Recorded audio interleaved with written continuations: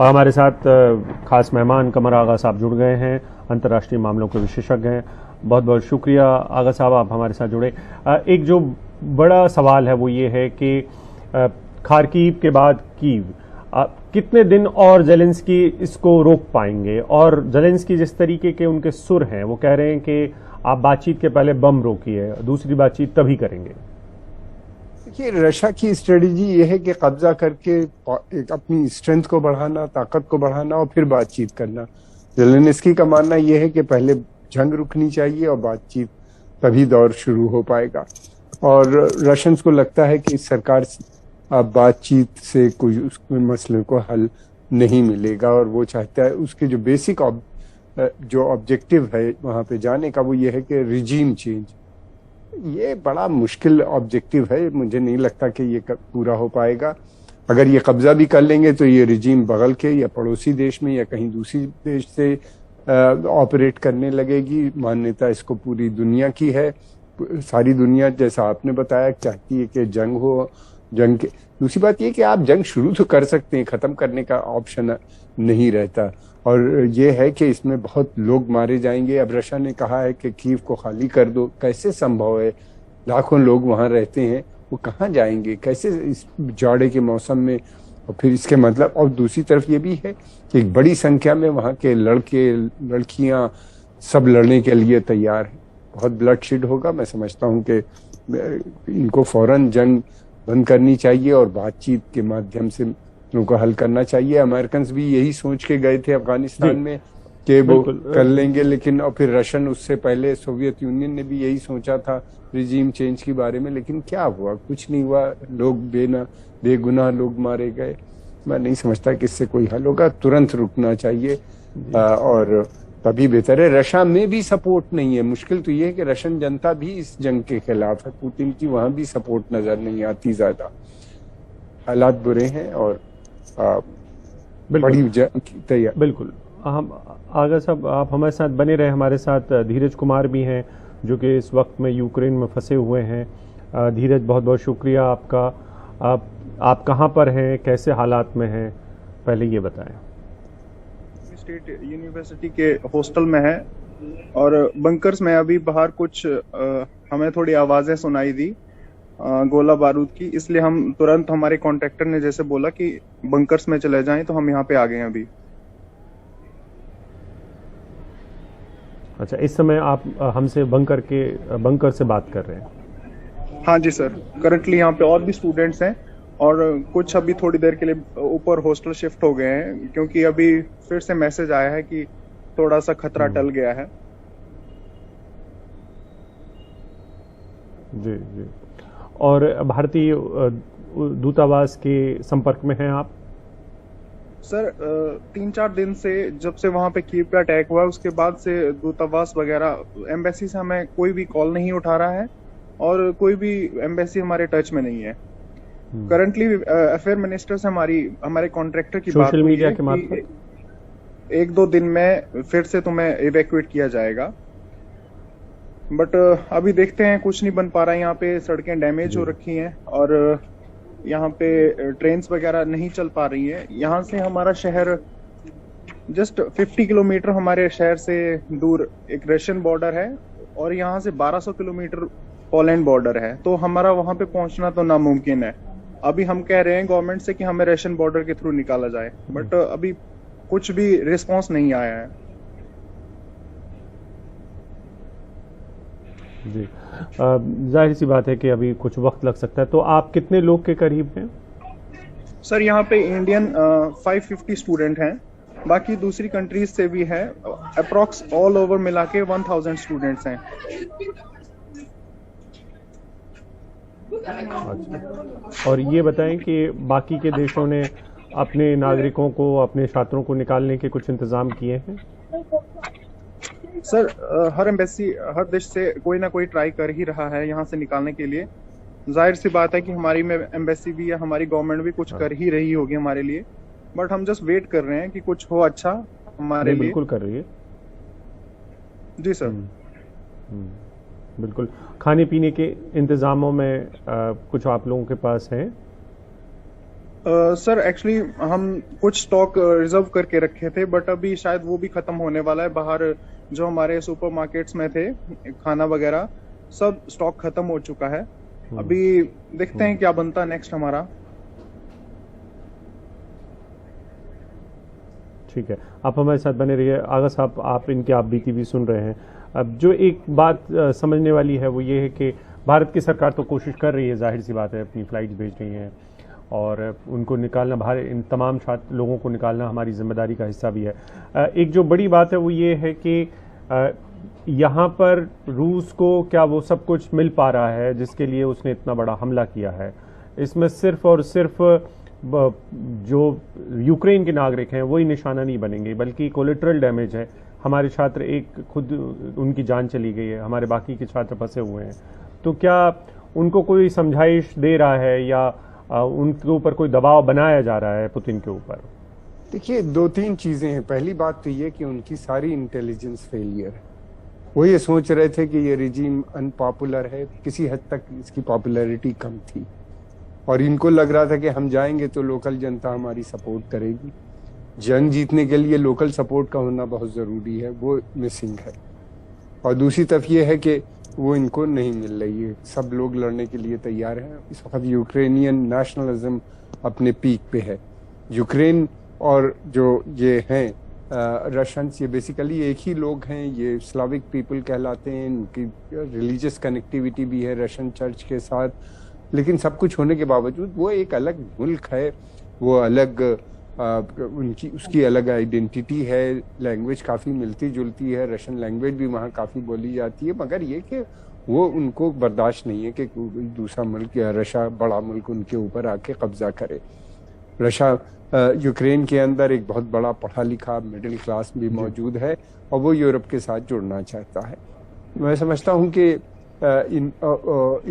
Putin साहब के पास एक तो उनको प्रेसिडेंट को गलत इंटेलिजेंस थी, और दूसरी ये कि अब ये जंग जितनी जल्दी वो बंद कर दें, मैं समझता हूँ बेहतर होगा। नहीं तो रशिया का भी उसमें नुकसान है। रशिया अंतर्राष्ट्रीय समुदाय में बिल्कुल अलग थलग पड़ गया है। उसके ऊपर बहुत रिगरस किस्म के सैंक्शंस लगा दिए हैं अमेरिकन और यूरोपियन देशों ने। उसके लिए व्यापार करना मुश्किल हो जाएगा। उसकी काफ़ी हद तक डिपेंडेंसी जो है तेल सप्लाई जो वेस्ट को जाती है, यानी यूरोप को जाती है, वो भी जल्दी ही बंद हो जाएगी। इसलिए कि प्रेसिडेंट बाइडेन ने कहा है कि 30 मिलियन बैरल ऑयल वो मार्केट में ले आएंगे। तो जो रशियन ऑयल की कमी होगी सैंक्शन लगने से, वो उससे पूरी हो जाएगी। हर किसी भी तरीके से उनकी स्ट्रेटजी कामयाब होती हुई नज़र मुझको तो नहीं आती। और बल्कि ये कि उससे यूक्रेन के अंदर क्या उस पूरे क्षेत्र के लोगों को डर महसूस हो रहा है। अब इसमें कब तक ये करेंगे, लड़ेंगे? बिल्कुल बिल्कुल। आपको थोड़ा रोक रहा हूँ मैं। हमारे साथ मेहताब भी हैं, सुमी में फंसे हुए भारतीय हैं, हम उनसे भी बात करेंगे। आगा साहब, मैं आपसे ये ज़रूर समझना चाहूँगा कि क्या यूक्रेन कुछ महीनों बाद फिर से पटरी पर उतर पाएगा, या जो हमारे छात्र फंसे हुए हैं उनके भविष्य का क्या होगा? आपकी रणनीति, अंतर्राष्ट्रीय मामलों के हिसाब से आपसे ये चीज़ समझने की कोशिश करूँगा, और पूरी दुनिया क्या बदल गई है उसको भी समझने की कोशिश करूँगा। मेहताब, पहले आपसे के पास आ रहा हूँ।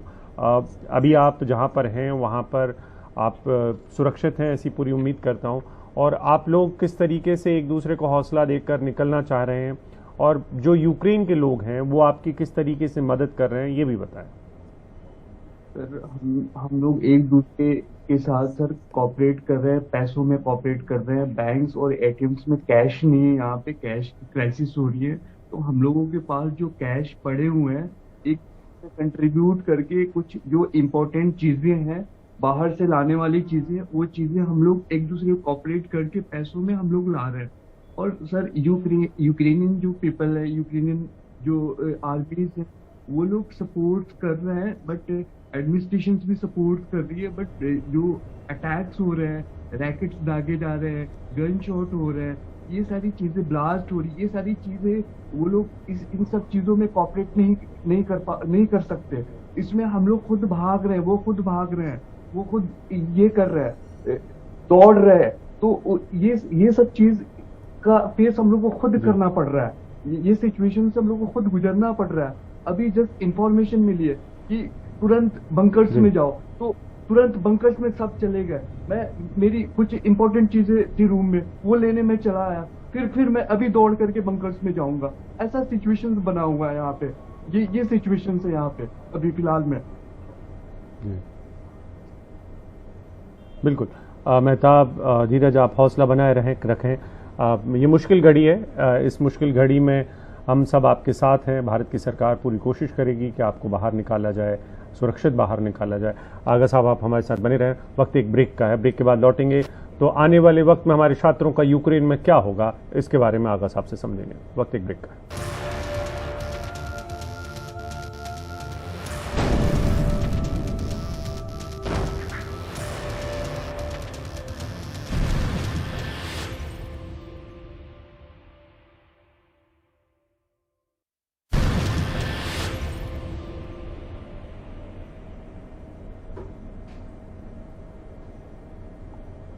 रूस और यूक्रेन के बीच छिड़ी जंग पर और बात करने के लिए हमारे साथ लगातार मौजूद हैं कमर आगा साहब, और मेहताब भी हैं हमारे साथ, जो छात्र हैं जो फंसे हुए हैं। आगा साहब, आपसे समझना चाहता हूं कि मेहताब जैसे बहुत सारे छात्र हैं, धीरज जैसे छात्र हैं, धीरज जा चुके हैं, मेहताब जैसे छात्र हैं जो अपने भविष्य को लेकर भी चिंता में होंगे कि क्या ये दोबारा यूक्रेन वापस पढ़ाई के लिए फिर आ पाएंगे, क्या यूक्रेन वैसा यूक्रेन रह पाएगा निकट भविष्य में, या एक लंबा अरसा लगेगा यूक्रेन को अपने पैरों पर फिर से खड़े होने में और रशिया या रूस को बाहर निकलने में? जी बिल्कुल, आपने सही कहा। मुझे लगता है कि बहुत समय लगेगा वहाँ से निकलने में, इसलिए कि रशिया को कोई भी ऐसा साधन नहीं दिया जाएगा या कोई भी ऐसी बात नहीं मानी जाएगी कि जिससे वो निकल पाए आसानी से।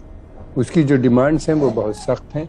अब वो ऑलरेडी बेसिक डिमांड तो उनकी यही थी कि वो यूरोपियन यूनियन का मेंबर ना बने, लेकिन अब यूरोपियन यूनियन की पार्लियामेंट ने अनुमति दे दी, पार्लियामेंट से अनुमति मिली, मतलब ये कि अब फॉर्मेलिटीज पूरी हो जाएंगी, जल्दी वो यूरोपियन यूनियन का मेंबर बन जाएगा।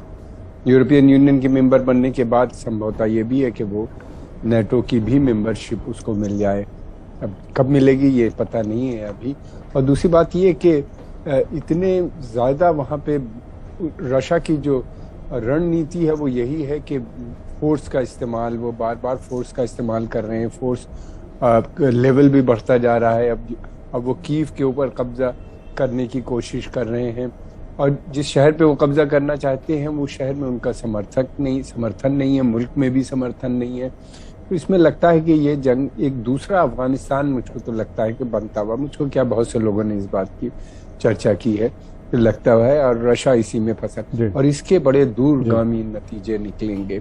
न केवल रूस के लिए समस्या बनेगी, बल्कि रूस का जो रोल है एक वेस्ट एशिया में, सीरिया, ईरान और इन सब के ऊपर भी आने वाले समय में इम्पैक्ट पड़ेगा। तो इन बच्चों को मैं समझता हूँ कि ये सोचना होगा कि जल्द से जल्द ये पहले तो वापस आएँ, फिर उसके बाद ये कि भारत में अपने आके कोर्स को कंप्लीट करें। अब उसके लिए कोई प्रोविजन है या नहीं है, किस तरीके से होगा, क्या होगा। कुछ प्राइवेट यूनिवर्सिटीज जो मेडिकल कॉलेज, बहुत सारी मुश्किलें हैं। ये हाँ, बहुत मुश्किलें हैं, बिल्कुल उसमें बहुत सारी मुश्किलें हैं।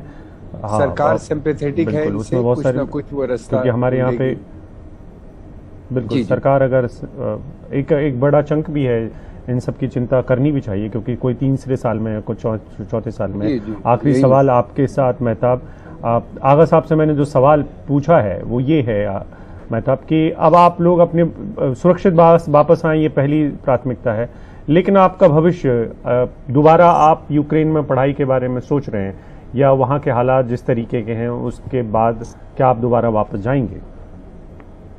सर, दोबारा की बात है, पहले हम लोग यहाँ से बच करके निकल जाएं, उसके बाद आने की यहाँ पे ऐसा हमारे कोई बैचमेट्स या कोई ऐसा स्टूडेंट्स हमारे यूनिवर्सिटी का ऐसा कह नहीं रहे कि हम लोग दोबारा यूक्रेन को आएंगे। नहीं, खातू से मेरे कुछ फ्रेंड्स हैं वो कह रहे हैं, जिससे भी बात हुई सब रोते हुए यही कह रहे हैं कि दोबारा हम लोग यूक्रेन नहीं आएंगे। बट हमारी जो स्टडीज जो कंप्लीट हुई है, जैसे 4th ईयर में है, कुछ हमारे फ्रेंड्स हैं 5th ईयर में है, ऐसे जो फ्रेंड्स हैं वो लोग यही कह रहे हैं कि हमारी जो यहाँ जैसे ट्रांसक्रिप्ट मिलता है, ट्रांसक्रिप्ट बना के देती है कि आप कहीं और पढ़ सकते हैं। तो अब तो कहीं और के बारे में भी पेरेंट्स नहीं सोच रहे हैं, नहीं भेजना चाहेंगे। ऐसा मतलब हम लोग की स्टडी पे बहुत ज्यादा इफेक्ट पड़ा है ये अटैक्स को लेकर के, ये वार को लेकर के बहुत बहुत ज्यादा इफेक्ट पड़ा है। अभी बिल्कुल, बहुत बहुत शुक्रिया। एग्जाम्स होना था बट अभी कोई ऐसा वार की वजह से ट्रांसक्रिप्ट भी नहीं मिल पाया हम लोग को यहाँ से जाने पे, और नहीं अभी कोई अपडेट्स आ पा रहा है कि हम लोग क्या करेंगे आगे, कैसे कंटिन्यू कर पाएंगे, कैसे ये कर पाएंगे, उसकी भी फिक्र है। जान की भी इधर फिक्र हो रही है कि क्या होना है। बिल्कुल, जान की बिल्कुल इस समय पहली प्राथमिकता, जैसे मैंने कहा, पहले अपनी जान बचाना, सुरक्षित मुल्क वापस आना आपकी भी है। आगा साहब आपका भी बहुत बहुत शुक्रिया, मेहताब आपका भी शुक्रिया, आपने हमारे लिए वक्त निकाला। आगा साहब आपने भी वक्त निकाला। जो बड़ी बात है वो ये कि 18,000 जो छात्र हैं, जितने भी छात्र हैं उनकी सही संख्या तो सरकार बता पाएगी अब, लेकिन उनका भविष्य अंधेरे में है किसी न किसी तरीके से। वो भारत के से निकल कर दूसरी जगह पढ़ने किन्हीं वजहों से गए थे और अब दोबारा उन्हीं वजहों में फिर से फंस के वापस आ रहे हैं। तो हम कैसे उनको हैंडल करेंगे, क्या उनके साथ भविष्य में करना है, ये देश की सरकार को तय करना है। बात यूक्रेन में उन तमाम लोगों की हो रही है जिनको वापस लाया जा रहा है ऑपरेशन गंगा के तहत। कीव में अब कोई भारतीय बचा नहीं है ऐसा बताया जा रहा है। विदेश सचिव की तरफ से भारत ने अपना दूतावास अब बंद कर दिया है, एम्बेसी बंद कर दिया है और सुरक्षित जगह पर अपने स्टाफ को भी भेज दिया है। विदेश मंत्री एस जयशंकर ने ट्वीट कर इसकी जानकारी दी है कि पिछले 24 घंटे में 6 विमान भारतीयों को लेकर रवाना हो चुके हैं। इनमें पोलैंड से आ रहे एक फ्लाइट भी शामिल है। भारतीय वायुसेना के एक C-17 ग्लोब मास्टर ने भी रोमानिया की उड़ान भरी है और इस तरीके के जो ग्लोब मास्टर हैं वो विमान टेंट और कंबलों के साथ उड़ान भरने वाले हैं। 3 दिन में 26 फ्लाइट जाएंगी भारतीयों को लाने के लिए और ये तमाम चीज़ें जो सामान ले जाया जा रहा है ये मदद करेगा यूक्रेन के लोगों को भी और उन तमाम लोगों की भी जो जिनको पलायन करना पड़ रहा है इस युद्ध की वजह से। हमारे साथी मुकेश सिंह सेंगर ने उन लोगों से बात की है जो पोलैंड के रास्ते से वापस आए हैं अपने मुल्क। पोलैंड से फ्लाइट दिल्ली पहुंची है और मेरे साथ फरीदाबाद की एक छात्रा हैं जो दिल्ली पहुंची हैं। क्या नाम है आपका? मेरा नाम सना है। अच्छा, आप कहाँ थे और कैसे बॉर्डर तक पहुंचे? तो आप पूरी कहानी बताएं। हिम्मत रखो बेटा, रो मत बेटा, हिम्मत रखो। हम लोग लवीव में थे यूक्रेन के अंदर। वहाँ से हम लोगों ने कैब बुक करी, फिर उस कैब वाले ने बीच में रोक दिया क्योंकि कोई भी वहाँ पे रिस्क नहीं लेना चाहता था। फिर उसके बाद हम दोनों को अकेले 31 किलोमीटर पैदल चलना पड़ा। हमें पूरा 1 दिन लगा और टेम्परेचर मतलब बहुत ज़्यादा बढ़ गया था, -8 तक टेम्परेचर बढ़ गया था। हवा चल रही थी, बारिश का माहौल भी हो गया था और हम लोग हमने बाहर ही रात गुजारी। हम बिना खाने बिना पीने और बिना सोए हम लोग वहाँ पे रेस्टलेस चले ही जा रहे थे। और फिर जब जैसे हम पोलैंड बॉर्डर पे पहुँचे तो वहाँ पे बहुत ज़्यादा यूक्रेनियंस का पॉपुलेशन अलग था और इंडियंस का अलग था, नाइजीरियंस का अलग था। सब धक्का मुक्की कर रहे थे। वहाँ पे यूक्रेनियंस को ज़्यादा प्रायोरिटी दी जा रही थी। जो वहाँ की जो आर्मी है वो यूक्रेनियंस को प्रायोरिटी दे रही थी। वहाँ से फिर काफ़ी 2 पोलैंड के कुछ लोग थे, 2 उन्होंने हेल्प भी करी हमारी। वो ही 2 लोग थे जो लड़कियों की हेल्प कर रहे थे। उसमें से एक इंसान को मतलब खून भी आने लग गया, नोज ब्लीडिंग होने लग गई। उन्होंने हमें वहाँ से निकलवाया और अल्हम्दुलिल्लाह अब हम यहाँ पे। इंडियन एम्बेसी के लोग क्या नहीं थे वहाँ पे? इंडियन एम्बेसी के लोग पोलैंड बॉर्डर पे थे। अच्छा। वो वहाँ से आपकी कोई हेल्प नहीं कर रहे थे। अच्छा। वो इंडियन एम्बेसी जब आप पोलैंड पे पहुँचे थे तभी उन्होंने हमारी हेल्प करी, तभी वो हम लोगों को बस में लेके गए थे। क्या नाम है आपका? मेरा नाम सना है। अच्छा, आप कहाँ, क्या नाम है आपका? परवीना हुसैन। हम दोनों ही साथ में थे। अच्छा। दोनों बड़ी मुश्किल से वहाँ से निकले। अगर ये तो हम दोनों साथ ना होते तो शायद पहुँच भी ना पाते। एक पल के लिए तो ऐसा लगा था हम शायद पहुँच भी ना पाएंगे, यहीं पर रह जाएंगे ज़िंदगी भर के लिए। वो तो मतलब खुदा का शुक्र था हम किसी तरीके से पहुँच गए, क्रॉस कर लिया। ये भी था कि 3 दिन से कुछ खाया नहीं और फिर चलते रहना। वहाँ पर वो धक्का मुक्की कर रहे हैं और पता नहीं यूक्रेनियन में वो लोग कुछ तो बोल रहे थे, क्या बोल रहे थे ये हम नहीं जानते। शायद गालियाँ दे रहे हैं, कुछ भी कर रहे हैं, कोई हेल्प करने वाला नहीं। हम सिर्फ खुद अपनी हेल्प कर रहे हैं। वहाँ पर 1-2 बस पोलैंड के लोग थे जो हेल्प करते और कोई हेल्प करने वाला नहीं था हमारी। आप दोनों रिलेटिव हैं क्या? जी, बहनें हैं। दोनों बहनें हैं। ये रहने वाले ये परिवार जो है ये रहने वाला फरीदाबाद का है। दोनों बहनें हैं जो कितने मुश्किल हालात से पोलैंड बॉर्डर तक पहुंची और वहां से फिर ये फ्लाइट से अब भारत पहुंची हैं। लेकिन अभी भी हज़ारों की संख्या में ऐसे छात्र हैं जो कि यूक्रेन में फंसे हुए हैं और उनको घर वापसी का इंतजार है। नई दिल्ली से कैमरामैन गौरी प्रसाद के साथ मैं मुकेश सिंह, NDTV इंडिया।